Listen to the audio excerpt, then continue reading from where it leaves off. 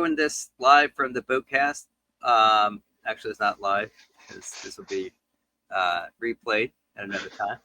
But yeah, this is the We're boatcast live. as You and I well. are live, right? So Yeah, we're in the same time frame, simultaneous.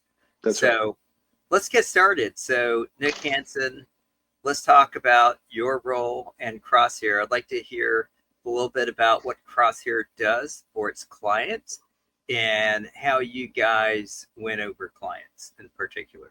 Yeah, appreciate that. So CrossHair Cyber was founded by Adam Bennett out of the DC area.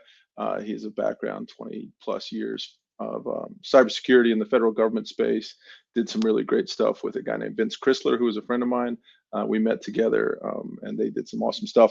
And I came on board about a year and a half ago, and we are offering cybersecurity services focused on VCSO penetration testing, incident response, and security strategy and consulting for a wide range of clients. Right now, we have a couple federal government contracted kind of engagements, as well as some work with direct clients in the healthcare software industry.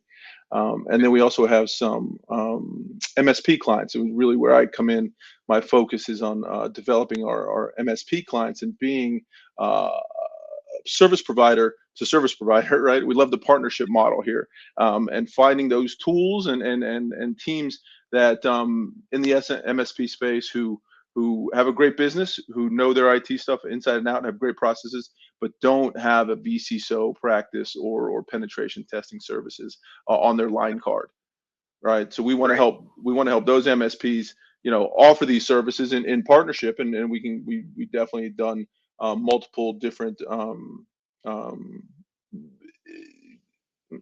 integrations or team partnerships that did different things in different ways. That's what we look for working with MSPs. We have some down in Florida, a couple out in California that we're working with, and trying to help them win new business, and in the Yep. turn help us win new business as well. We'll get back to that help them win new business part because I do think that's a key value prop for MSPs, in particular around automated pen testing. Um, about Crosshair Cyber, you know, a few years ago it became pretty fashionable to call yourself an MSSP. Would you say Crosshair Cyber is an MSSP, or do you guys We call yourself that? No, we do not explicitly call ourselves that. Okay. We don't Okay. we don't call ourselves an MSP or an Yeah. MSSP really. We're Yeah. closer to MSP, right? So offering that service to a service provider, or direct. Yeah. The MSSP in my head, right? So is a lot more structure, a lot more concrete offerings, especially around SOC management, threat hunting, vulnerability, threat detection in different environments, right? So we're Yeah. not trying to be that right now. We're growing, a client at a time, and providing world-class service for the tools that one we can bring to the table, and two that they already have in place. We do sort of a co-managed model to a degree, where we can work with your IT shop if you already have that embedded and in place. You've already made investments in tools, right? Yep. Palo Altos or your network protection gear. You're not going to abandon that, right? And so we're not going to. I mean, standardization is great for service providers and making sure that you have as best as you can the tools to manage the environments. But customers come with their own setup, and we sometimes we just have to Got it. manage that, right? Yep. And talk to me some about pen testing. So you guys Yeah. offer pen testing services. What's involved in that, and why should MSPs or other direct clients go to you for pen testing? So sometimes the pen testing, it's a quite a wide area, and depending on who you talk to, right? And the automated pen testing versus manual pen testing debate will continue to rage on no matter what my opinions on the topic. But in the case of what we're doing is we're bringing that human um, view to the data and the test and the scope of the test that we're actually performing, right? So what is the business purposes that are happening inside the target, right? So pen testing, through a tool, great. We're using a lot of tools, and we're taking, findings from multiple different places and bringing those together in a coherent report and a coherent narrative that actually, helps that business again, meet a requirement, if it happens to be regulatory requirement, PCI or HIPAA or Yep. some other, thing that requires a pen test, right, by a third party. Sometimes there's a big debate, actually, just at PAX 8, the Beyond conference. There was a whole session about not doing pen testing yourself as an MSP, right? Because Partnering it's and not finding. to get a third party look at auditing yourself, kind of. Is that Correct. And there's, I mean, and yes, and us as, a pen testing organization also brings in different eyes, different contractors. We're mostly consulting contractors for those, bringing them in. If it happens to be a web app pen test, someone we have, yeah? So it's fair to say Crosshair focuses on the human pen test, supplemented by automated pen testing tools like ThreatMate. Hopefully, you guys are using, yeah, um, and I think that is an important distinction, and that's kind of so I call what traditional third-party pen testing as red teaming or human-based pen test, and automated pen testing like ThreatMate does is not a substitute for the human pen test, but it has some benefits, right? So the automated pen test you can run more frequently because it's at lower cost. So it allows you to do kind of around the calendar level pen testing. And it tends to be comprehensive, whereas humans tend to, find that one avenue in, capture the flag, and declare victory, right? And obviously, the best is the combination of I'm doing comprehensive automated pen testing in addition to human, which is what you said you guys do. I agree. Well said, and that's exactly what we're thinking of, right? That Yep. partnership that it has to exist, right? And sometimes, right, the continuousness and of the findings, and really at the end of the day, pen tester, I mean, we can find findings everywhere, but the findings got to get remediated. That's, I mean, you have to fix these things, and if and that's the real payoff of why you're doing all this work, right? They have to get closed. They have to be presented in a way that you can actually, understand them. The teams that need to resolve them can understand them and track them to completion, right? So integrations with the, yeah. I'm going to present a hypothetical to you. Um, in the small business space, we've always known that the security performed, the tools purchased, is always a cost to the client, right? And they do as much as they have to or are required to, and sometimes not a cent more. I think what's interesting, this is me on my soapbox, so just bear with me, and then Yeah, I got you. feel free to shoot it down or add It's your to it. podcast. My podcast, my bookcast. That's right. Um, so my hypothesis is automated pen testing and or pen testing writ large actually is a revenue driver rather than a cost center. Now, if you're doing pen testing solely because of compliance, which obviously is where most people are doing pen testing today, is to meet some sort of compliance requirement. There's another opportunity, particularly for MSPs, not for the direct customers themselves, but we speak to MSPs here, where you can run a pen test. I'll say an automated pen test because that's what ThreatMate does, Mm-hmm. um, and use that automated pen test to build out a cybersecurity risk assessment for a prospect, right? And That the is correct. idea here is I'm going to look. Everyone's job in business is to win new business. That's all of our jobs, right? Okay. And so you want to use all of your tools at your disposal to help you do that. And in the security arena, again, the game change here is thinking of security as a revenue driver versus just a cost and a cost you have to bear, kind of like insurance. What are your thoughts on that, Nick? So I mean, and I think it goes. I think there's another step. I'll agree with you on that. The getting those tools in place and and having them available to you to offer to your clients, right? Is that step that the value driver for you as an MSP, right?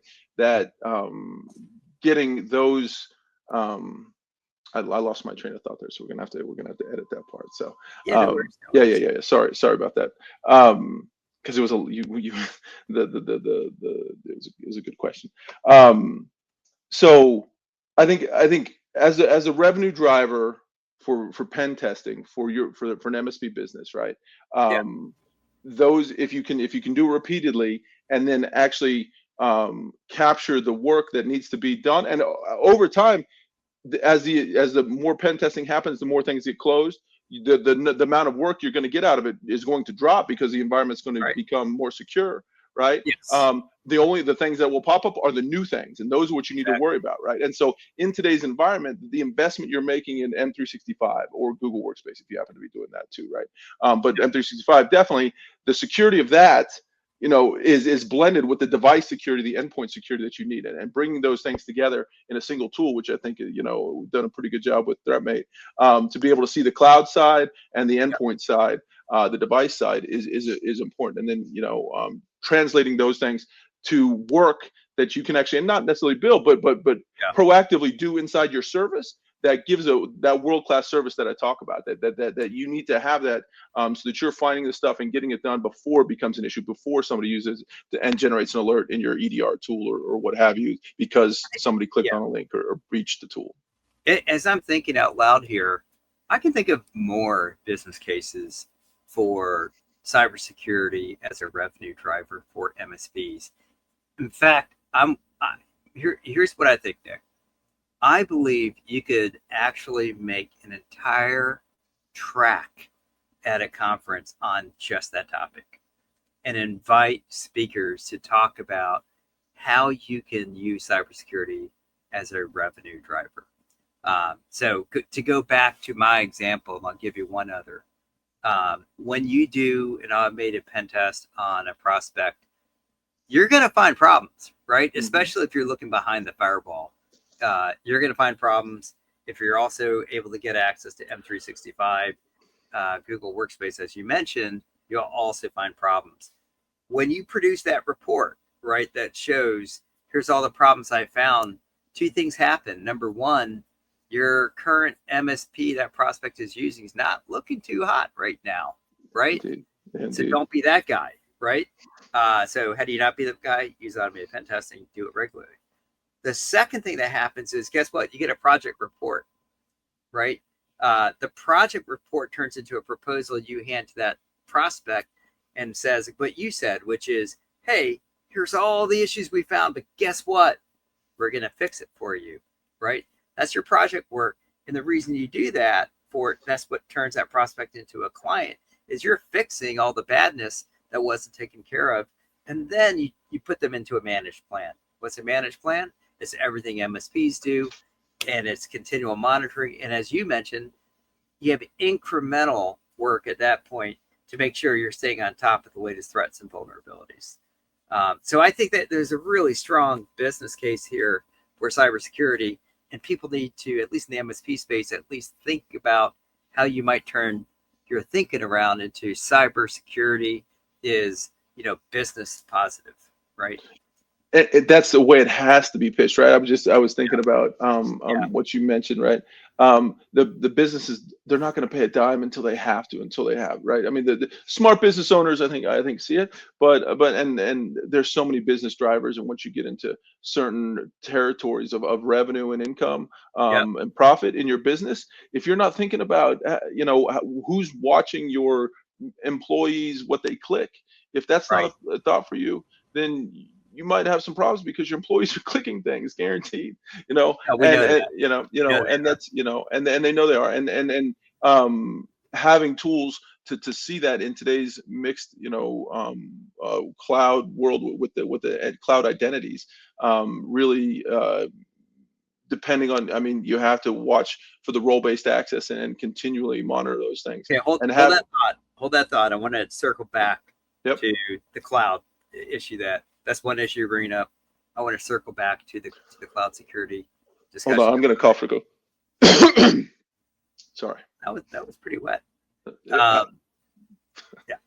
The so the second driver that I see for cybersecurity, pretty well understood one, but I'll just state it just to reinforce it, is cyber insurance.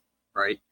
It used to be that only the enterprise would get cyber insurance, and now that's they literally float it downstream, right? And I know you guys see it because you do federal work, but pretty much if you're a business that's not a mom and pop retail shop selling to consumers, but if you're selling to other businesses, presumably larger businesses, we know that they are going to ask not only for your GL insurance, but they're also going to ask for cyber insurance.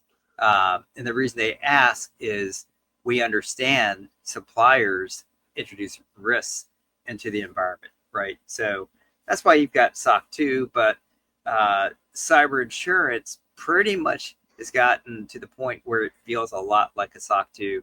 There's a lot you have to do in order to pass cyber, the requirements of cyber insurance. By the way, who fulfills that? It's your MSP, right? So if you're an MSP, you get ahead of that with your clients. You say, hey, do you have cyber insurance?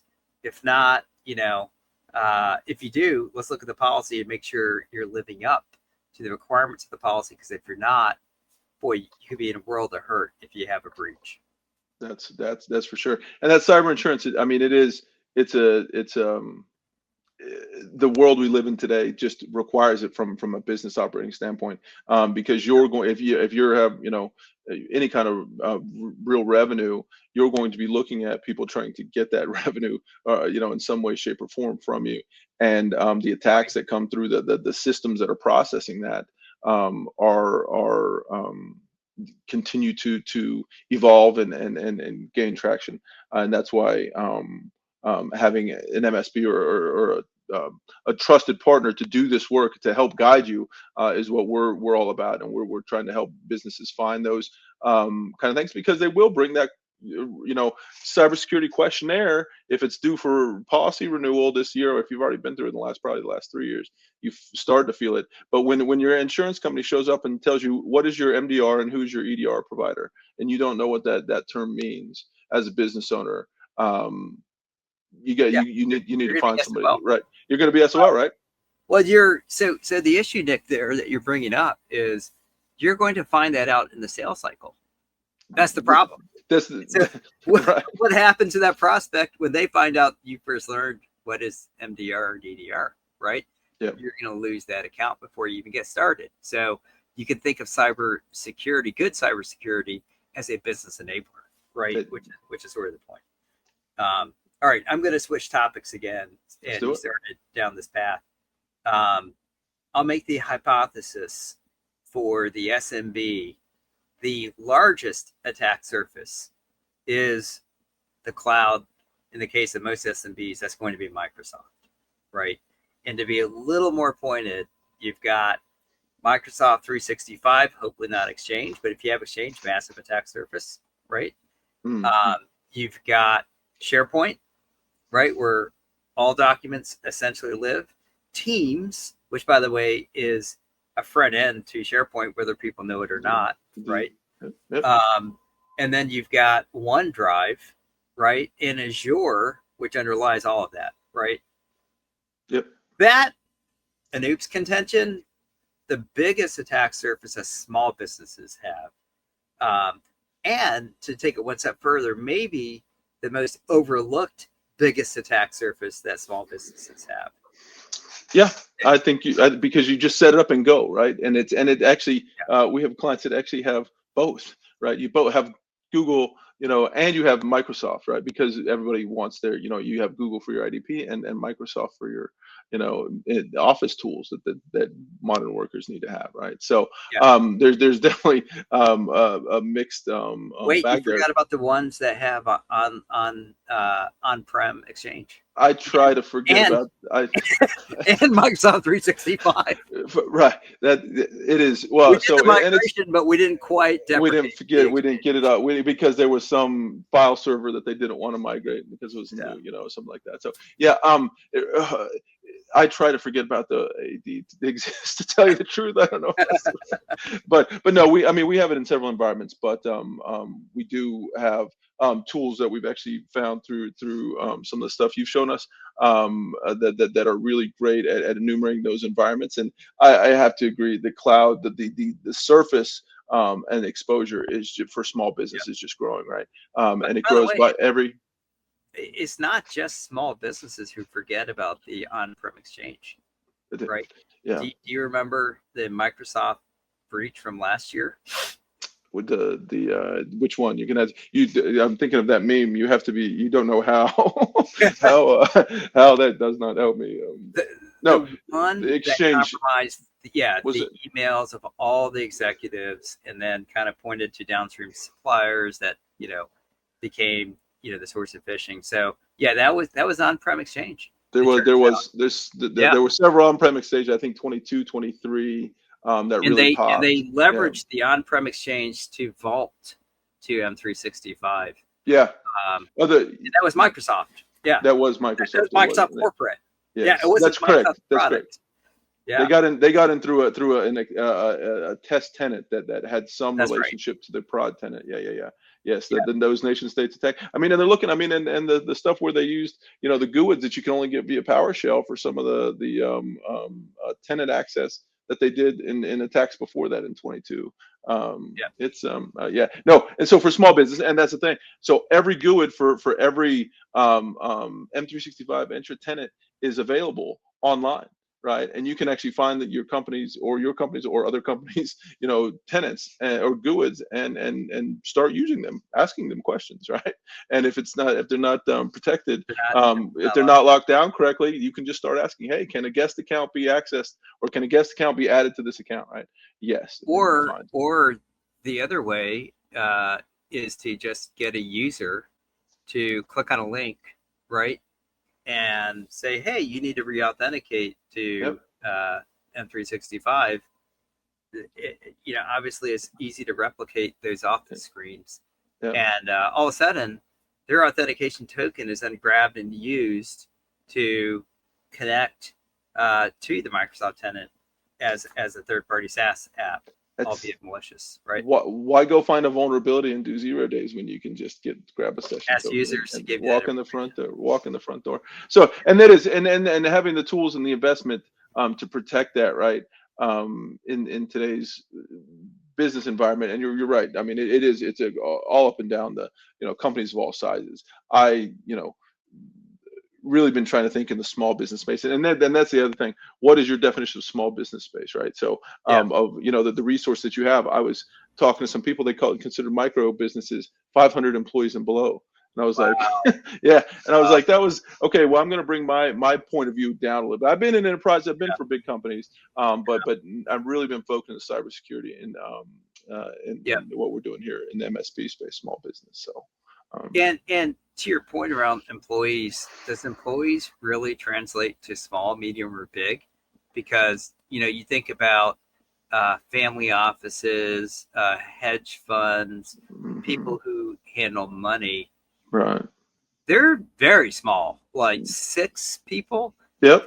If you're a big firm, you've got 8, right? Yeah, right. Yeah, But you right. manage the flows of capital that you manage can be Billions, substantial, billions. Yeah, for sure, for sure, for sure. and Right. that's actually what's at risk, Yeah. right? So Yep. kind of that's sort of the question to ask.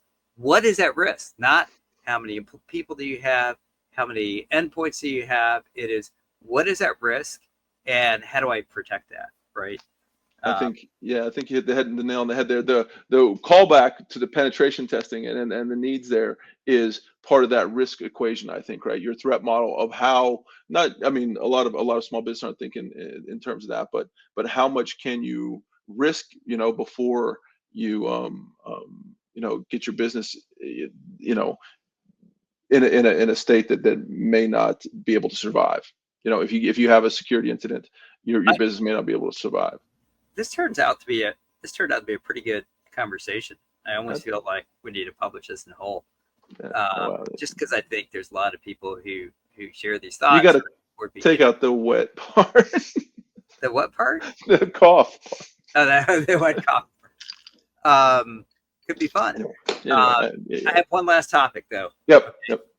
so a lot of small businesses today, you say cybersecurity, and they don't know what to do. You know this, right?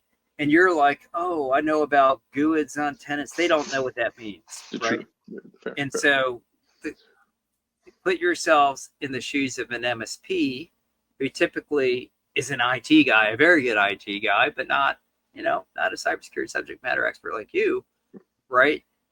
They need to be able to communicate to their clients what's good enough, right? Fair. Yes. So I'm going to posit how you get there and let you comment on it. I think what I've seen over the last 2 years is the strong adoption of standards like CIS, right? CIS on endpoints, Scuba gear for Microsoft 365, now Scuba goggles for Google Workspace. Um, and then at a higher level, when you're talking about companies with boards who have fiduciary governance kinds of responsibilities, that's where NIST CSF can be particularly useful for saying, am I doing the right things? Am I doing enough of? And the reason I bring this up is if you talk to a vendor, and I'll be the guilty party here, right? We're going to tell you, you need to buy one of this, and then the next vendor say one of that, and the next one can say one of the other, right? And there's literal no end. If you walk the exhibit floor, there is no end to all the stuff you can buy, right? And that's why That's that's right. why the buyer gets skeptical. Like all you're trying to do is sell me more stuff. Right. But what Yeah. I need to figure out as the buyer slash end users, what do I actually have to do to be good enough, right? Right. And that's where I think the folks that put the standard together, Center for Internet Security, CISA, NIST, have a non-commercial interest in this, and they're doing what's best practice. And I would advise, the folks that I talk to in the small business world, which is different than, say, enterprise finance, government, DoD, critical infrastructure, but small business, like talk to your MSP provider, ask those questions. What standard are you working to, right? And I would highly advise CIS and a comparable standard like Scuba for M365 as well. And God, what are your thoughts, Nick, on that whole problem of how much is enough? That's the way I think about it. How much is enough? Yeah, no, it's a classic question, right? And it's a hard to get that answer. Everybody's got an opinion, but I think what CIS has done, right? I remember them back from a long, long time ago when CIS, yep, CIS, the Center for Internet Security, right? And now Tony Sager involved with yep, and Phyllis Lee from several great people that have been really involved in that stuff. And I think that guiding light, and they've really taken it as an approach of here's IG1, start here, yep. build on this block, all the IG1 way is up, right? a baseline configuration, The correct? baseline configurations, exactly right. Start with that, and it's pretty much the same across the board, right? Because you're going to be on Windows, you're going to be on Mac OS, and then you're going to be on M365 or Google, right? Right. And I'm really excited to learn about that scuba stuff. Right? That's something that Yep. I'd say ThreatMate really has brought out in me some cool new stuff that you're really productizing, and that's what I like working with new modern tools that are actually able to be flexible and bring new features like that pretty fast. So Yep. cheers to the team on that. But I'm definitely excited about that and aligning with those standards because it's all the way back to the FDCC, if you remember that, back in the Yep. late 2000s. These standards and aligning with those. NIST has been at forefront in a lot of this for a long time, and the cybersecurity framework and the new revisions that have been put out have really addressed a lot of those shortcomings. And I think that adoption of those is your best bet because they've been well vetted and well And that tested that's a throughout the really industry. that's a really good point. And I've got some good history with Adam. and lots of folks who are peers who've been in the cybersecurity space for a while. And kind of to your point, those were hard fought wars, right? And everyone, because the bottom line is there's never enough security. We all know that, right? Because there's always something that's going to beat whatever standard. That's not the point at all. The point is what's best practice and what's good enough, right? And I feel, my personal opinion, which I believe you're also saying, is they've gotten pretty good. If you do follow the best practice standards, it's pretty good. Yeah. And I'll say that also. So I'll say that But you for, have to follow them, right? That's the thing. yeah, Not that's just say you follow them, right? a little It's a asterisk trick. there. It's a You little actually trick. have That's to follow, exactly right. Yeah. But right? you do actually And have to follow them. that's full circle back Right. to automated pen testing, Yeah. right? Are your assets locked down? If not, we'll find it and we'll tell you what to do to go fix it. So Yeah. anyway, that's a wrap. That's awesome. I was going to ask you for a testimonial, but I didn't have to ask. You put it in there. You got it. So There you we'll be go. able Well, to pull that out. I cool. might Yeah. leave the wet cough in there just to make fun of you. But Well, it was embedded. I mean, I don't even know how long are we at. What time is it? I don't even know. How long do we talk? Wow. it So doesn't yeah, matter. I don't do any of this. It's yeah, all that's right. AI. That's Oh, right. actually, I have one more topic on that. I have one more topic on that. Yeah, Right. yeah, And yeah. Oh, that's may the or may not yeah, use sure. this. Right. Yeah, yeah, sure. So, so, so Nick, we're in 2025. You and I spent time together at PAX 8. Obviously, at least to my surprise, I was almost shocked at how many tracks in the MSP space were on AI. And I want to say impressed because Right. I feel like all of us deep in the tech sector are just now adopting and inculcating our people, figuring out in the product, what AI features. So to see whole tracks, keynotes on I thought was impressive from PAX 8. And I like the fact that they're leading on it. I want to ask you, as a practitioner, right? Where do you see yourself in 2025 adopting AI practices in your business and for your clients? So what a great question. And yeah, Denver at PAX 8 Beyond was eye-opening, insightful, and really in your face about agentic AI specifically, and how Right. I had my eyes opened a couple things. I guess the thing that I really took away was the realization of that digital worker economy, right? Of think about it. You right now you hire marketing somebody out of college 40, 50K, 60K depending on location kind of thing. Go Yep. find some leads, put up some stuff, right? But hey, I got paid $17,000 a quarter for a marketing AI bot or an agent that will go out and it tells it, hey, I want to look for marketing materials related to this, whatever criteria you have for your segment, right? Yep. And just start looking for that. Never doesn't have to sleep, doesn't need benefits, doesn't need a lot of HR interaction. Maybe we'll see about the agents, but keeping track of those, right? You can go to Microsoft right now and buy an agent that does some sales related stuff, right? You can, and these marketplaces as PAX8 product management was really just eye opening to see where they've thought and where they're at right now. It's something called the Model Context Protocol. I'm a pretty technical geeky guy, and I had not heard of that before the Oh show, yeah, right? MCP. So MCP, right? So and I sort of you know should have, but hadn't, but it makes perfect sense. These things have to talk to each other, and they're going to talk to each other, and they're going to work in ways that we haven't thought of right now, or we haven't. It's changing so fast, and I'm taking that one to learn myself, but also to bring it into the business, and we have some juniors and maybe some interns that I'm going to sort of task with it. Let's learn about it so that they get some value out of it, and then so we get value out of it too, so we actually learn about it and how to build on it and interact with these things. Because from a security perspective, from a vCISO perspective, we have Yep. to give. We've been helping you create your AI, generative AI policies, right? Oh, don't use ChatGPT until it's approved, right? Or Copilot. But we're so far beyond that now, and it's Yeah. hey, don't buy $25,000 marketing in agentic AIs from Salesforce this quarter because we have to plan for it in the next budget or something like that. Right. So Right. lots of thoughts. I mean, it can go in so many different directions. The AI stuff is really it was front and center, and that I don't know, epiphany, but that when I talk about it like that, I feel like I understand it more now. What's actually really Yeah. possible in the next 12, 18 months. And as MSPs, I mean, the Pax8 with their marketing and managed intelligence provider, right? Good, solid Yeah. stuff. The marketing team they get their stuff for that. But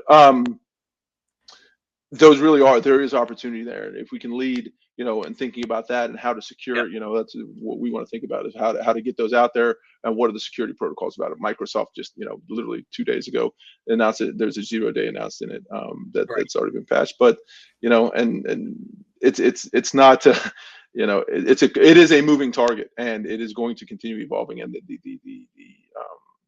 um, exponential growth of this business is going to be. I think some people have already seen it, and they're already planning for it and preparing for it well.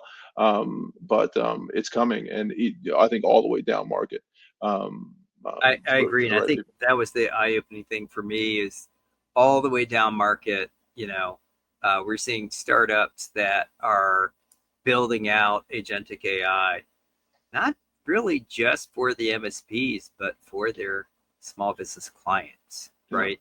And I think that one key word you mentioned was digital workers. So when you start to talk about, sort of the job to be done, right? Uh, Digital workers kind of brings it home, right? So what Oh, jobs can I do with digital workers that are efficient, costly, maybe even better, right? And I think there's a very strong risk of you know buzzword bingo in this space, like MCP, as you said, agentic AI, LLMs, and so on and so forth. Deep research, but I do think you want to be focused on the outcomes because that's what matters in business. And one that I am suggesting you remember the peace dividend from the Cold War, but one that I'm suggesting is an AI dividend, and start looking okay. for that. The dividend I would look for as a baseline metric starting today is to think about how many endpoints can a given tech in the MSP parlance Sure, manage today, sure. right? Because the winning formula for MSPs is to grow their business, right? So new clients, going back to automated pen testing, help you win, cybersecurity helping you win new business. Mm-hmm. Grow your business, but not grow your employees, or grow it slower than you grow your business. Right, And so maybe the metric to look at there is number of endpoints managed per human employee. right. Okay. Yeah. So let's say today you have 5 employees, 5 techs. How many endpoints are those 5 techs managing, or how many can they manage? Maybe is a better. Can you Right, manage 50, right. 1,500 endpoints? So 300 per tech, right? And I don't know how you put the cloud stuff in that mix. Maybe endpoint's not the right. Maybe some measure of compute is right. But whatever it is, come up with your metric. And then as you start to adopt and buy AI, look for that AI dividend, right? How many more endpoints can I manage with the same people? Because if you can get a 2x or 5x, which means you're keeping your cost basis relatively constant in your business, but your revenue base is going up, guess what happens to EBITDA, right? That dividend drops right down to the bottom line, right? Hmm. And I think that's the dividend, right? So I'll I be like that interested. concept. I Yeah, want you to. I want to keep hearing you talk about the AI dividend. That is good. I mean, in the yeah, context of the MSP AI dividend, and thinking about it, that's where you capture the value, right? You're exactly right. right. I mean, growing that value, growing for your business, as an MSP, and for your client's business, because you're going to be as successful as an MSP. And I feel like a professor, right? Talking about you're going to be professor, successful. But I'm really trying to do that now, right? And put that into practice of saying, you have Yeah, to deliver world class service. That your differentiator can't be your service level. It yeah, has to be world class. And everything, all the places you might not feel world class, but we are here in where we're living right now. If you're involved and you're right. watching this podcast, you're world class. and we can make it happen, right? With the tools that are available now. But it takes That's a good discipline. point, Nick. If you're watching you and me, you're probably world class. Congratulations. I think so. Listen, This is you know, a self-selected audience of world that's class people. Yeah, we only accept the best. right. Absolutely. So world class service delivery. They will Yeah. do that. But no, it's it's an exciting time to be in this market. I really am.